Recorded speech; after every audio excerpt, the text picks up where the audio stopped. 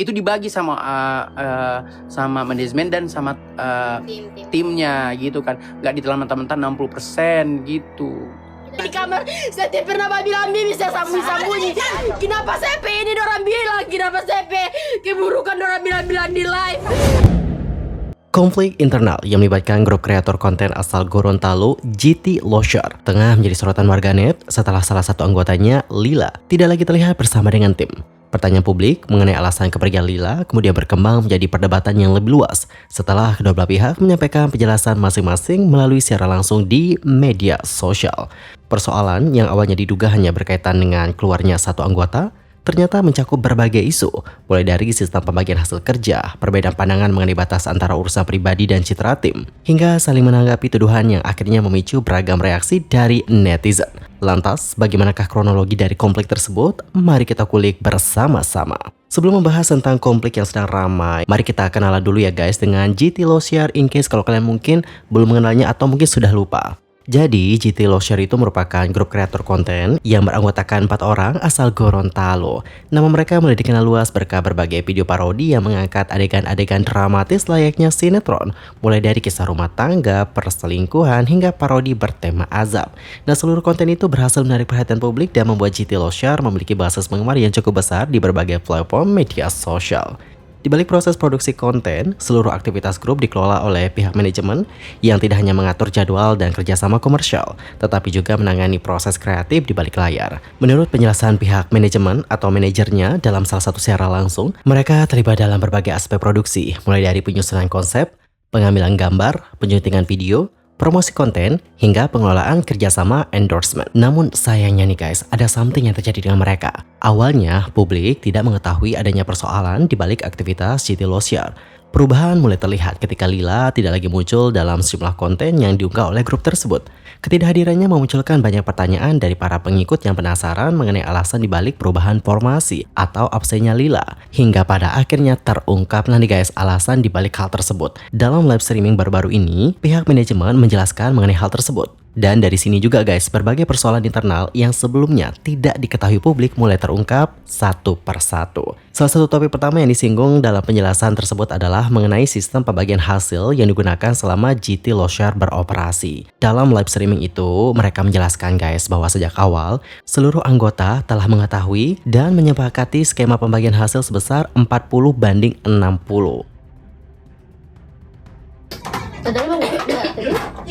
Soal mau ditanya 40-60 itu uang, 40-60.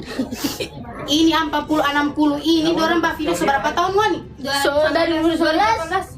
Seberapa tahun dong Adi? Hah? Seberapa tahun? 2018. 2019 ya. Nah, bayangkan itu. Kenapa nanti sekarang? 8 tahun. Hah?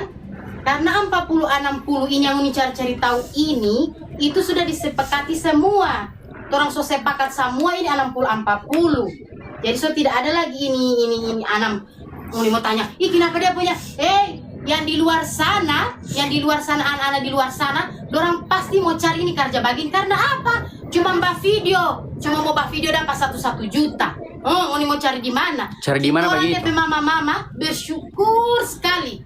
Dorang pekerja sesimpel itu. Kurang ajar Cuman mbak video 1 endorse 1 juta. Mau kurang bersyukur di mana lagi? Hah? So kurang bersyukur tuh orang. HP kurang tak ganti-ganti, dikali ganti. Semua orang keinginan dikali kasihin terus duruti. Kurang senang apa tuh orang? Dalam skema tersebut, 4 talent memperoleh total 40% yang kemudian dibagi rata kepada masing-masing anggota. Sedangkan 60% dialokasikan untuk kebutuhan manajemen atau ke manajernya. Nah, pihak manajer itu menegaskan bahwa porsi itu bukan semata-mata menjadi keuntungan pribadi.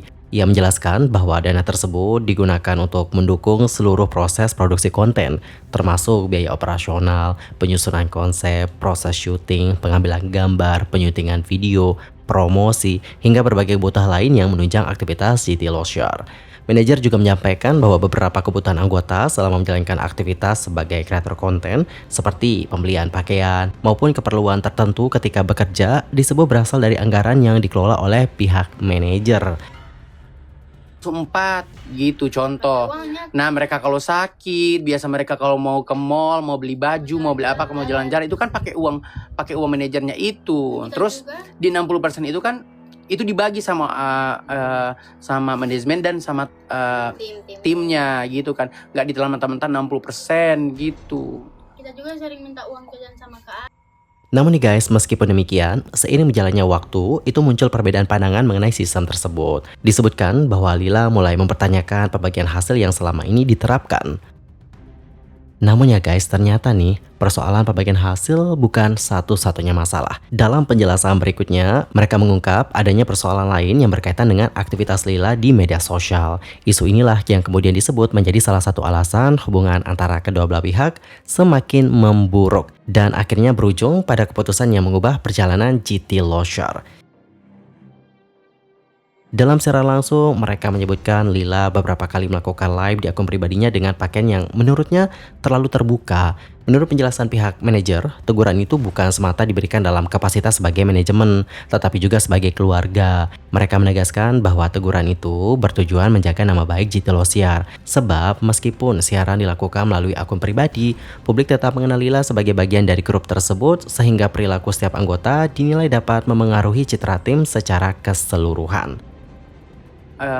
Sama manajemen dan sama timnya gitu kan, nggak ditelan mentah-mentah 60% gitu. Kita juga sering minta uang jajan sama Kak. Nah, cuman dia itu marah karena dia nggak mau dikekang. Kemarin itu kan dia kan sempat nge-live, terus dia nge-live-nya pakai pakaian yang tidak wajar. Nah, itu kan kita tegur kan dia. Terus dia nggak mau dikekang, dia maunya bebas. Begitu. Sampai kemarin saja kita udah kasih dia jeda untuk gabung lagi, ternyata dia nggak ada permintaan, nggak ada inisiatif untuk balik. Pokoknya dia maunya bebas, guys. Beda. Coba kalian lihat TikToknya, langsung lihat video-video TikTok yang diupload. Sempat ya kan ngerok kan, lihat. Dalam live streaming itu, mereka menjelaskan bahwa telah mencoba menyampaikan teguran secara baik-baik sebelum mengambil keputusan lebih lanjut. Namun, menurut versi mereka, upaya itu tidak membuahkan hasil.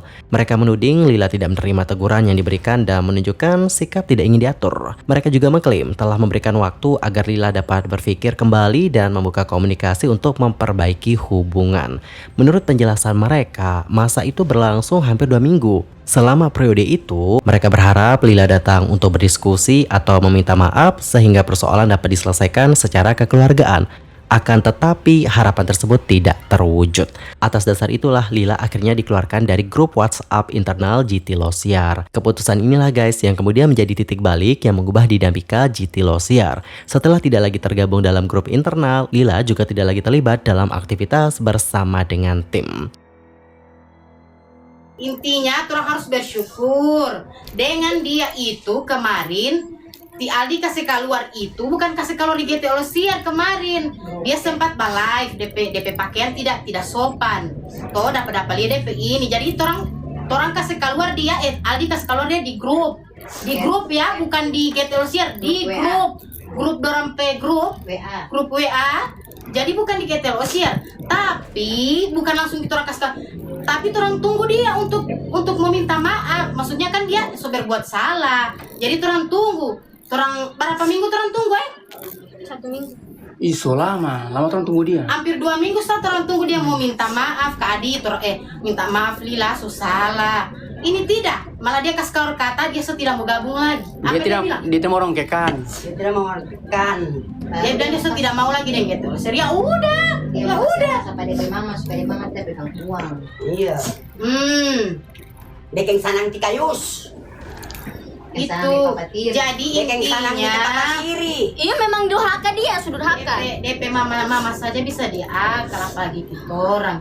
Jadi ya udah, ngoni netizen ngoni bisa lihat sendiri bagaimana kan? Nah, ngoni bisa lihat bagaimana DP cara bercerita dengan orang tua. Coba.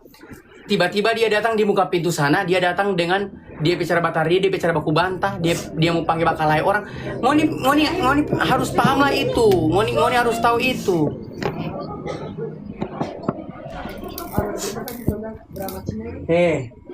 Apa ini?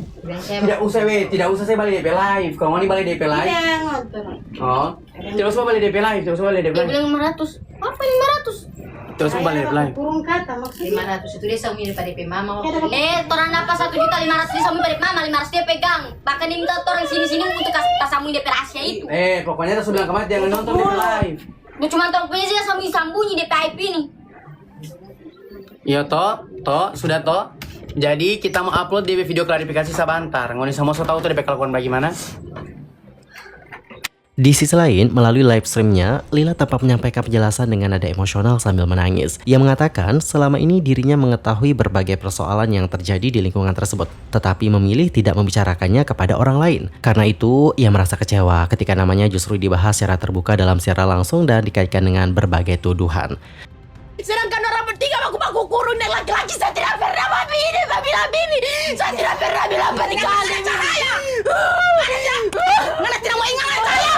Baku kurung yang terangkut di kamar kita. Si Bibi memang butuh sebangsa itu. Nora ada baku kurung dan laki-laki di kamar. Saya tidak pernah bilang Bibi, saya sambunyi. Kenapa CP ini orang bilang? Kenapa CP? Keburukan orang bilang di live. Sementara itu, mengenai tudingan yang dilontarkan oleh Lila dalam kesempatan tersebut, pihak yang dituduhkan langsung memberikan klarifikasi saat itu juga. Nah, menurut penjelasan pihak keluarga, dalam hal ini adalah salah satu ibu dari talent GT Losyar, peristiwa itu tidak terjadi sebagaimana dipersepsikan sebagian publik. Mereka menyatakan bahwa saat itu terdapat beberapa teman dan anggota keluarga yang sedang berkumpul di dalam ruangan, sehingga tidak ada situasi berdua sebagaimana tuduhan yang berkembang. Tidak usah DP TikTok. Itu yang batanya ticaya ada baku kurung dengan cowok. Nama kurung. Tunggu. Mungkin ada rame-rame. Ada. Iya, ada rame. Dorang baku kurung ada rame-rame. Ya udah remaja kan. Dorang tidak bikin apa-apa. Dan itu keluarga. Dorang tiga ini, dorang kan bataman. Wajar dong mau baku kurung. Lagi pula bukan baku kurung, cuma dua orang toh. Dorang rame-rame ada baku kurung dengan. Ya udah, dorang kan cewek, dorang kan remaja. Wajar. Baku kurung toh.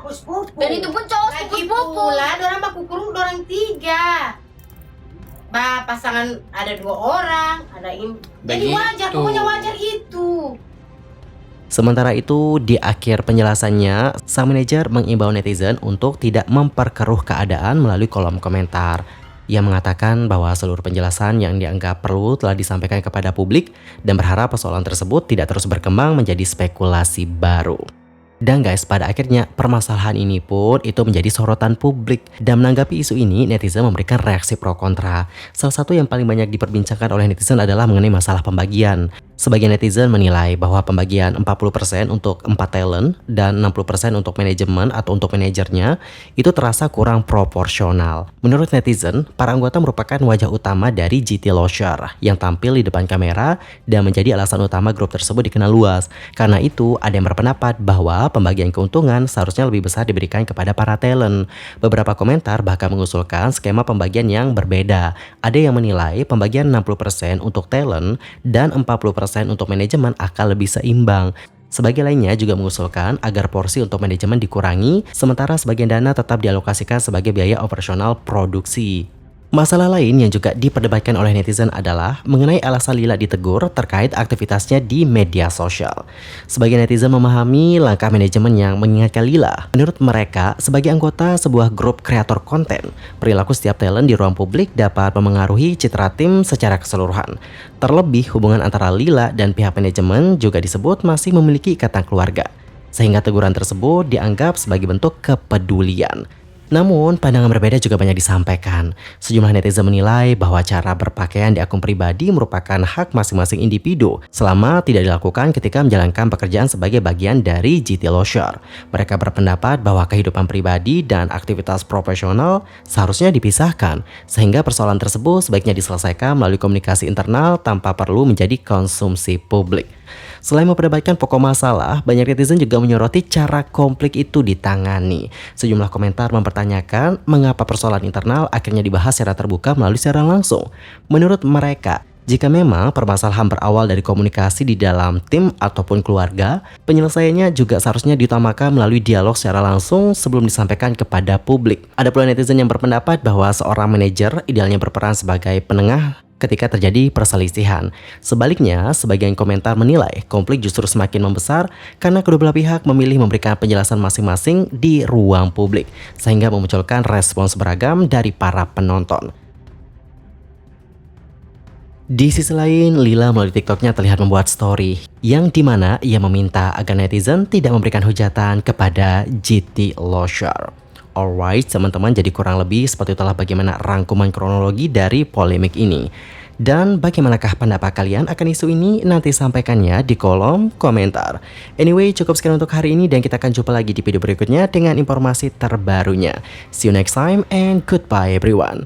By the way, buat teman-teman yang mungkin lagi diet, jadi butuh pemanis yang 0 kalori, atau mungkin maaf penderita diabetes, kalian bisa banget cobain pemanis ini. Jadi satu bungkusnya itu sama dengan 2 sendok teh. Menurut aku rasa manisnya enak, nggak aneh, jadi worth it banget sih buat kalian coba.